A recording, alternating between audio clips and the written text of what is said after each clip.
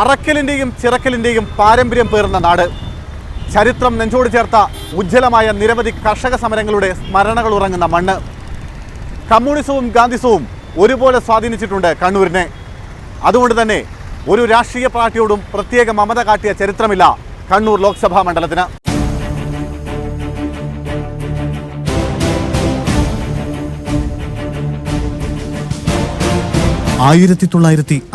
ൽ കമ്മ്യൂണിസ്റ്റ് നേതാവ് AK ഗോപാലനെ പാർലമെന്റിലേക്ക് അയച്ച ചരിത്രമുണ്ട് കണ്ണൂരിന്.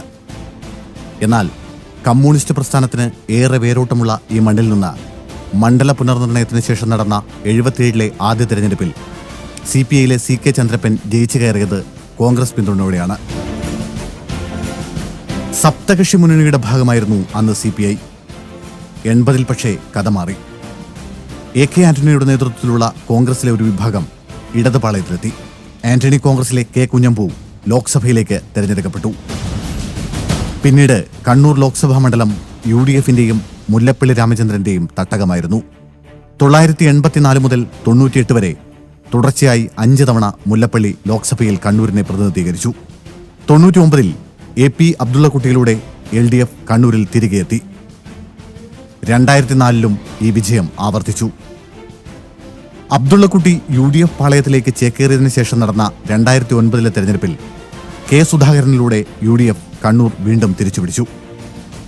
എന്നാൽ രണ്ടാം അംഗത്തിൽ 6566 വോട്ടിന് LDFിലെ PK ശ്രീമതിക്ക് മുന്നിൽ സുധാകരന് കാലിടറി.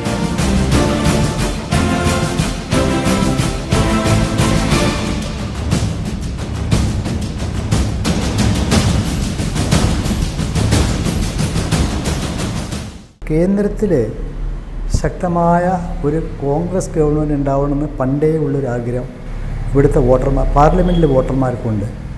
ഒരിക്കലും അസംബ്ലിയിൽ ഇത് പ്രതിഫലിക്കാറില്ല, വോട്ടിംഗ് തന്ത്രം പ്രതിഫലിക്കാറില്ല. പാർലമെൻറ്റിൽ മിക്കപ്പോഴും ശക്തമായ ഫൈറ്റ് തന്നെയായിരിക്കും. അതിപ്പോൾ വളരെ ചുരുങ്ങിയ സമയത്ത് സന്ദർഭങ്ങളിൽ മാത്രമേ മാർക്സിസ്റ്റ് പാർട്ടിക്ക് പിടിച്ചെടുക്കാൻ സാധിച്ചിട്ടുള്ളൂ. കോൺഗ്രസിൻ്റെ വോട്ടുകളാണ്, പാരമ്പര്യ വോട്ടുകളുണ്ട് കോൺഗ്രസ്സിന്. കേന്ദ്രത്തിൽ ഇവിടെ അവർ പോകട്ടെ, കേന്ദ്രത്തിൽ കോൺഗ്രസ്സിന് വരട്ടെ എന്നുള്ളൊരു മെൻറ്റാലിറ്റി പണ്ട് മുതൽക്കേ ഉണ്ട്. പിന്നെ വടക്കേ മലബാറിലെ കോൺഗ്രസ്സുകാരുടെ ഇടയിൽ. സംസ്ഥാനത്ത് തന്നെ CPMന് ഏറ്റവും ശക്തമായ സംഘടനാ സംവിധാനമുള്ള ജില്ലയാണ് കണ്ണൂർ. ഒപ്പം മുഖ്യമന്ത്രിയുടെയും പാർട്ടി സംസ്ഥാന സെക്രട്ടറിയുടെയും ജില്ലയും. അതുകൊണ്ട് തന്നെ കണ്ണൂർ നിലനിർത്തുക എന്നത് CPMനെ സംബന്ധിച്ച് അവരുടെ അഭിമാന പ്രശ്നമാണ്. എന്നാൽ പുതിയ രാഷ്ട്രീയ സാഹചര്യത്തിൽ കണ്ണൂർ തിരിച്ചുപിടിക്കേണ്ടത് ജില്ലയിലെ UDFന്റെ രാഷ്ട്രീയ നിലനിൽപ്പിൻ്റെ കൂടി ആവശ്യമാണ്.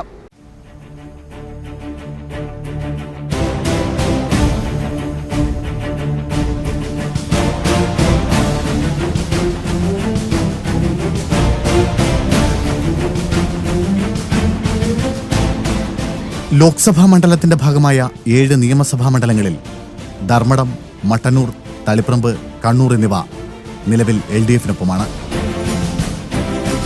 ഇരിക്കൂർ, പേരാവൂർ, അഴീക്കോട് എന്നിവ UDFനൊപ്പവും.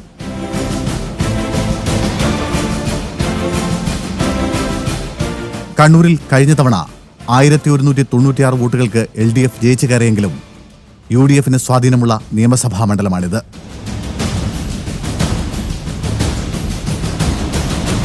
കഴിഞ്ഞ നിയമസഭാ തെരഞ്ഞെടുപ്പിൽ 4 മണ്ഡലങ്ങളിൽ നിന്നായി 1,02,476 വോട്ടുകളുടെ ഭൂരിപക്ഷമാണ് LDF നേടിയത്. മറ്റ് 3 ഇടങ്ങളിലായി UDFന് ലഭിച്ചതാവട്ടെ 19,923 വോട്ടുകളുടെ ഭൂരിപക്ഷവും.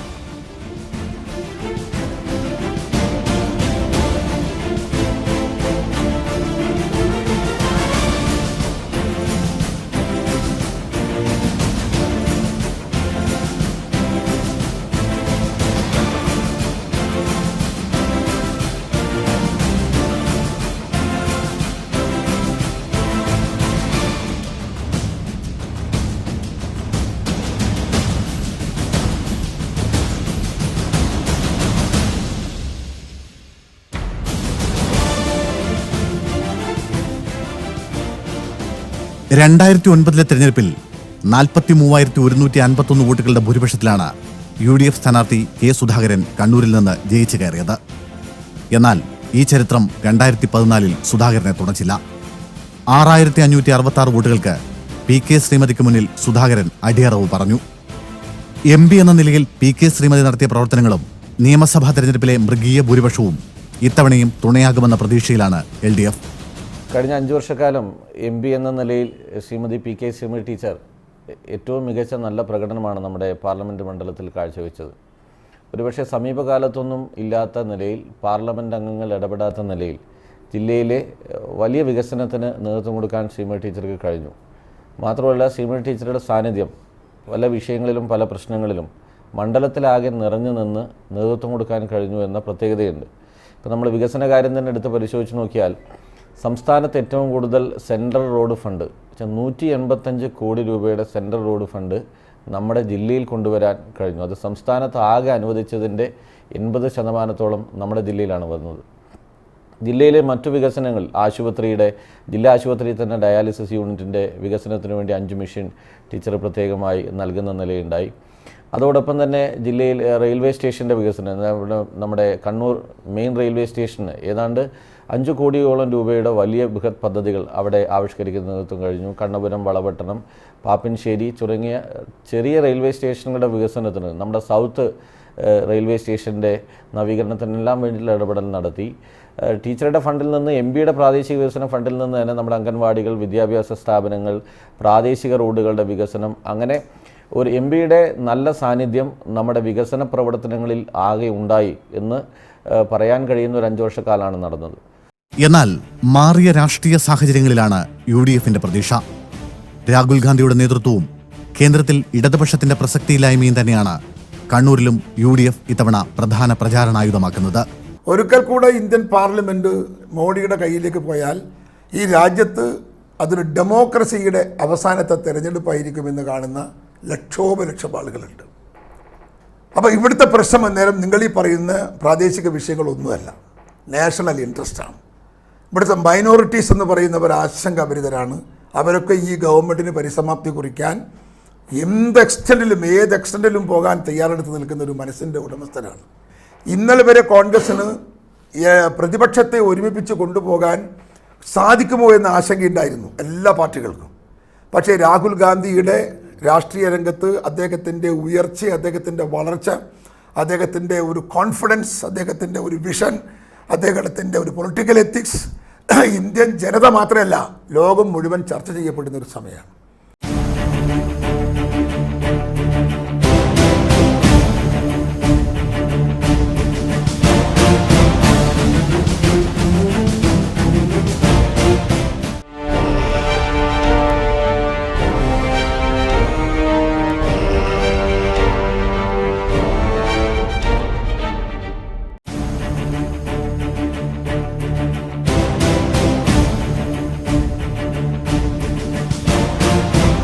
കഴിഞ്ഞ ലോക്സഭാ തെരഞ്ഞെടുപ്പിൽ BJP കണ്ണൂരിൽ നേടിയത് 51,636 വോട്ടുകൾ മാത്രമാണ്.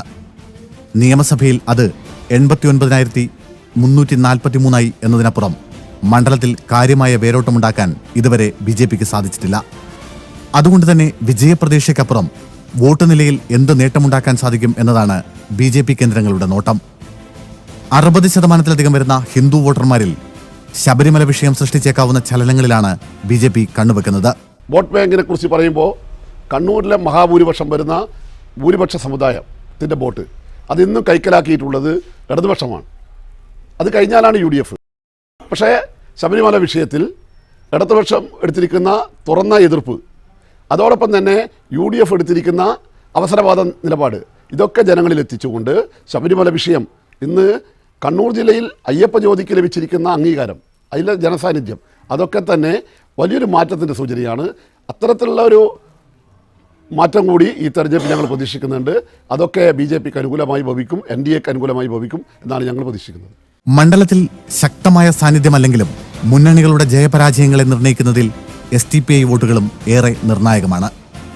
കഴിഞ്ഞ ലോക്സഭാ തെരഞ്ഞെടുപ്പിൽ STPI സ്ഥാനാർത്ഥി 19,170 വോട്ടുകളാണ് കണ്ണൂരിൽ നിന്നും നേടിയത്. എന്നാൽ നിയമസഭാ തെരഞ്ഞെടുപ്പിൽ പല മണ്ഡലങ്ങളിലും STPI മത്സരത്തിനിറങ്ങിയില്ല. പകരം സ്ഥാനാർത്ഥികളെയും പ്രാദേശിക വിഷയങ്ങളെയും അടിസ്ഥാനപ്പെടുത്തി വിവിധ മുന്നണികളെ പിന്തുണയ്ക്കുകയായിരുന്നു. അതുകൊണ്ട് തന്നെ ഈ തെരഞ്ഞെടുപ്പിൽ SDPI എന്ത് നിലപാട് സ്വീകരിക്കും എന്നതും ഏറെ നിർണായകമാണ്. ദേശീയ സംസ്ഥാന രാഷ്ട്രീയങ്ങൾക്കൊപ്പം കണ്ണൂരിലെ പ്രാദേശിക വിഷയങ്ങളും ഈ തെരഞ്ഞെടുപ്പിൽ സജീവ ചർച്ചയാകും.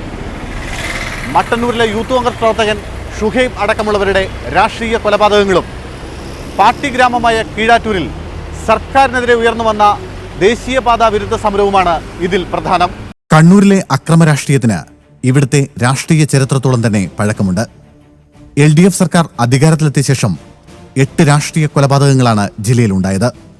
ഇതിൽ ഏറെ കൂളിളക്കം സൃഷ്ടിച്ചത് മട്ടന്നൂരിലെ യൂത്ത് കോൺഗ്രസ് നേതാവ് ഷുഹൈബിന്റെ കൊലപാതകമാണ്. CPM പ്രാദേശിക നേതാക്കൾ പ്രതികളായ ഈ കൊലപാതകവും തുടർന്ന് നടന്ന പ്രതിഷേധ സമരങ്ങളും സംസ്ഥാന രാഷ്ട്രീയത്തിൽ തന്നെ ഏറെ കൂളിളക്കങ്ങൾ സൃഷ്ടിച്ചു. ഇപ്പോൾ ഷുഹൈബിന്റെ വധം അക്രമത്തിൽ CPMന്റെ പങ്കും പങ്കാളിത്തവും അവസാനിക്കാത്ത അക്രമം കണ്ണൂർ ജില്ലയിൽ ഒരു ശാശ്വതമായ ശാപം പോലെ CPMന്റെയും BJPയുടെയും അക്രമ രാഷ്ട്രീയത്തിൽ ഞെരുവിരി കൊള്ളുന്ന ഒരു ജില്ല, ആ ജില്ലയിലെ ക്രമസമാധാനം അതൊക്കെ ഈ തെരഞ്ഞെടുപ്പിൽ ഉയർന്നു വരുമെന്ന കാര്യം തർക്കമില്ല. കേരളത്തിൽ CPMന് ഏറ്റവും കൂടുതൽ സ്വാധീനമുള്ള ജില്ല കണ്ണൂരാണ്. ഈ ജില്ലയിലാണ് ഏറ്റവും കൂടുതൽ അക്രമങ്ങൾ, കൊലപാതകങ്ങൾ, കൊള്ളയും കൊള്ളിവയ്പും ഒറ്റയൊക്കെ നടക്കുന്നത് രാഷ്ട്രീയത്തിൻ്റെ പേരിൽ. ഇവിടെ അമ്പുകൊള്ളാത്തവരില്ല കുരുക്കളിൽ എന്ന് പറഞ്ഞതുപോലെ CPM അക്രമത്തിന് ഇരയാകാത്ത ഒരു രാഷ്ട്രീയ പാർട്ടിയും ഒരു സംഘടനകളുമില്ല. അത് SNDP ആയാലും ശരി, NSS ആയാലും, അത് മുസ്ലിം ലീഗ് ആയാലും, അല്ലെങ്കിൽ കോൺഗ്രസ് ആയാലും, എന്തിന് ഘടകകക്ഷികളായ CPI ആയാലും ജനതാദളായാലും എല്ലാവരും ആക്രമിക്കപ്പെടുകയാണ്. BJPയുടെ കാര്യം പറയാനില്ല. CPM പാർട്ടി ഗ്രാമമായ കീഴാറ്റൂരിൽ ദേശീയപാതയ്ക്കെതിരായി പാർട്ടി അണികൾ നടത്തിയ സമരവും ഏറെ ചർച്ചയായി.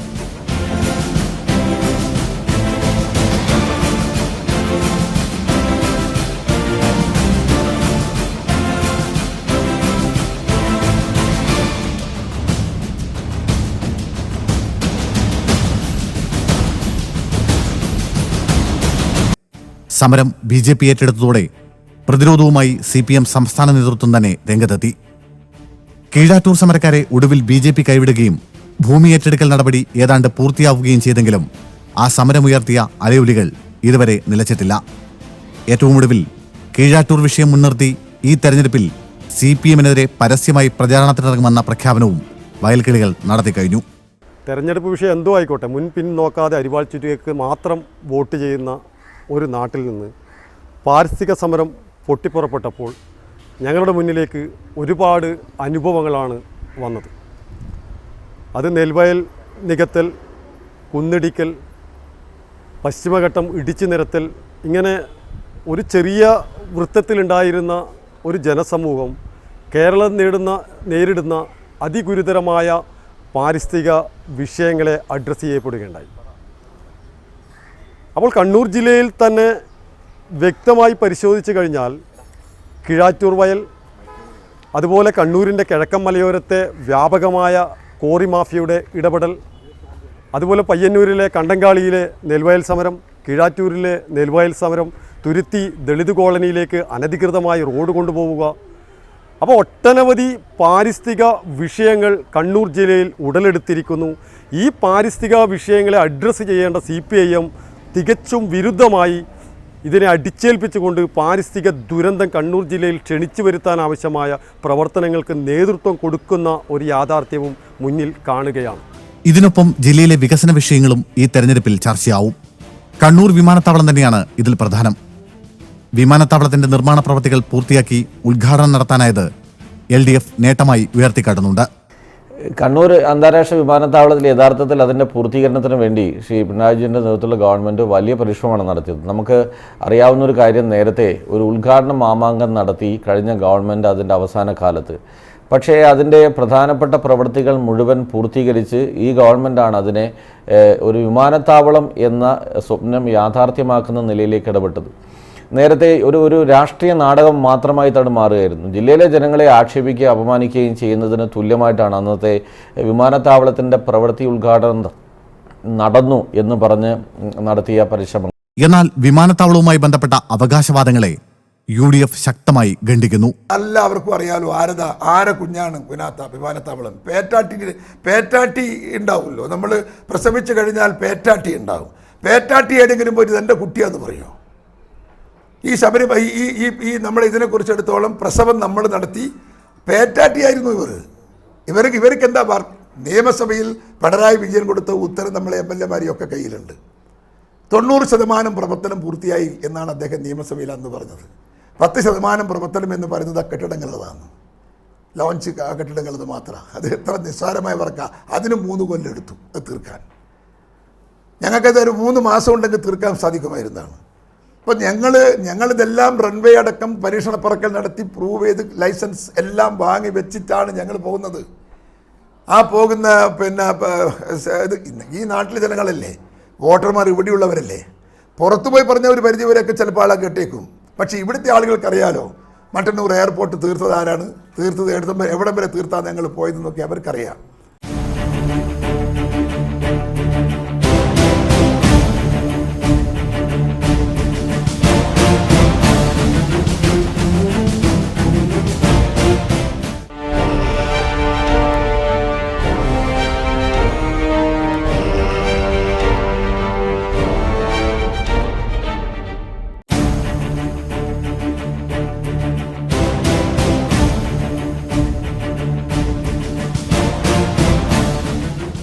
അറുപത് ശതമാനത്തിലധികം വരുന്ന ഹിന്ദു വോട്ടുകളാണ് കണ്ണൂരിൽ ഇടതുപക്ഷത്തിന്റെ ശക്തി.